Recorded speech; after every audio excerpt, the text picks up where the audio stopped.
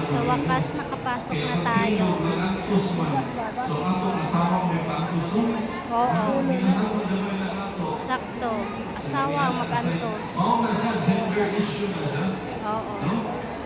Makinugtog-tugtang na Sa bahay, na babae din. tikod sa among branch. Ayun, Kasi magaan lang daw ang trabaho sa bahay.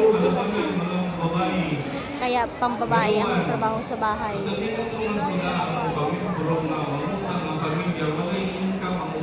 Daw. Pero I think hindi. Dapat tinabangay mo.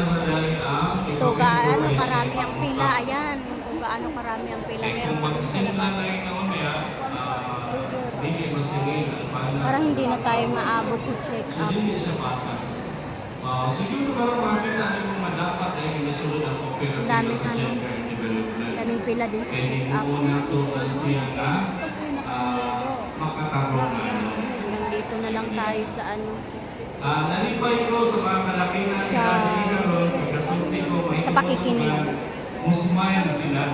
So meaning, na yung mga kalakihan nato nga i-embrace na nila, gitawag nato gender Parang ang hirap mag-voice over.